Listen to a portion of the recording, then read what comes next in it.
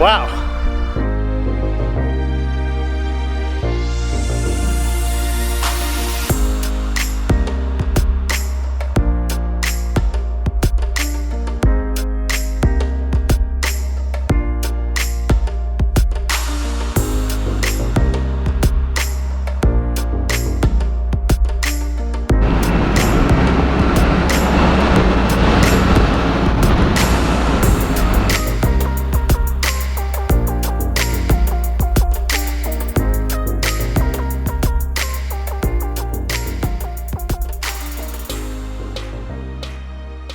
All right, so as much as I want to say this is ours, it's not.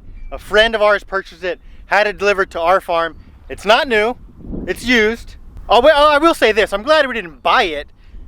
Used, he got it for $160,000.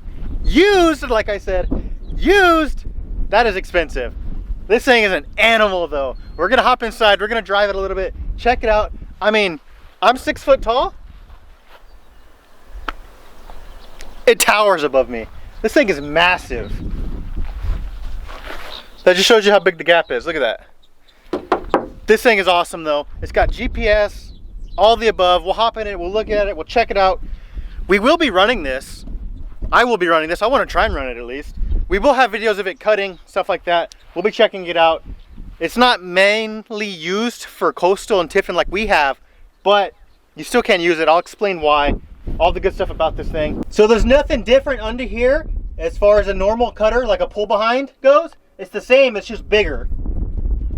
All right, so we're under the tractor right now. The reason I'm under it is I wanted to show you this. So this is right after the hay gets cut. So what that does right there, this is why I was saying it's not mainly used for coastal.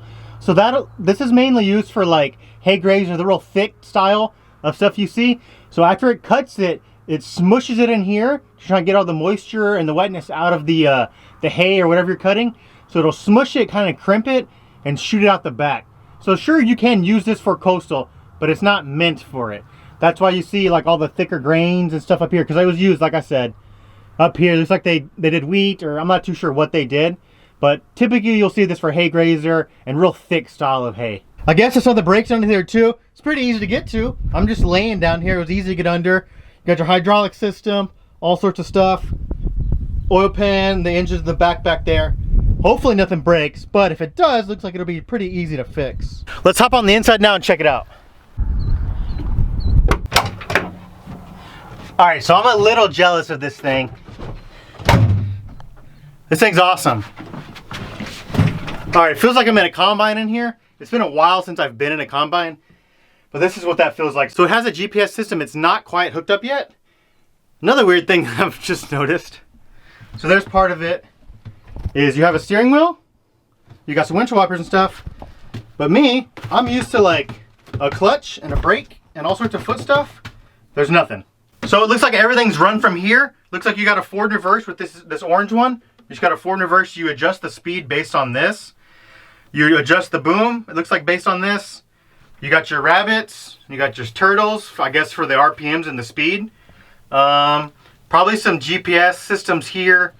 You got your control panels, all sorts of stuff here. Let's fire it up and take a look at it. Like I said, I don't know anything about this, but hopefully I can learn. It feels weird not pressing a clutch to start it, so here we go. Okay. All right, so we're on. So it's like this is a setting screen of some sort. All right, the AC is blasting. Let's turn that down a little bit. I don't know where it's at. There we go. Turn the AC down a little bit. This screen here seems like it shows more of the serious stuff. RPM, speed, temperatures, all that good stuff. So GPS is not hooked up yet. As I said, it will get hooked up. So it doesn't show any of that on here yet. It will at some point. Looks like this one raises the boom. Let's try it. This one here raises. All right, so that raises it. Oh, so this one tilts it. You can tilt it right and left, up and down, and this one obviously will lower it. Doesn't lower very smooth. That's on the ground. Okay, so let's raise it up. I want to drive it a little bit. So raise that up. So we're in turtle mode right now. Bump it up a little bit. So it's telling you it's in idle, not currently in drive. So I think this one right here is the one. If I just shift it forward just a little, we'll start driving. So you can leave it like that on whatever speed you like, and then you can just drive it around. So it is a rear turning tractor, so you got to get used to that. It's a little different. Not gonna lie, this kind of has me wanting one of these now. A little expensive, but man, I bet you can really cut some hay. If you're gonna be running 2 square balers, this might be ideal. I don't know, I'll think about it.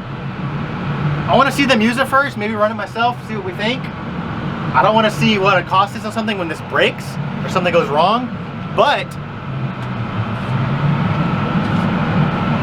what I will say, just from like looking around, driving this thing a little bit, pretty impressed. It's pretty awesome. I'm not sure how fast this thing goes, but I'm moving right now. All right, let's turn it down. Turn this guy off. All right, what are y'all's thoughts on this? I think this thing's awesome. I want to see the GPS system hooked up to it. So hopefully he gets that going soon. We'll probably have to have John Deere come and hook that up for us. I've never seen that in use. The field they'll be cutting this first is only like 5 minutes away. So I don't know if they'll be cutting today because it has rain projected in the future. So we might have to wait a little bit before we see this guy start cutting. But I promise you we'll be there because I'm excited to see it run. We'll probably hop in and run it ourselves for a little bit. Like I said, don't judge a book by its cover, but I already want to buy the book. So I'm not too sure.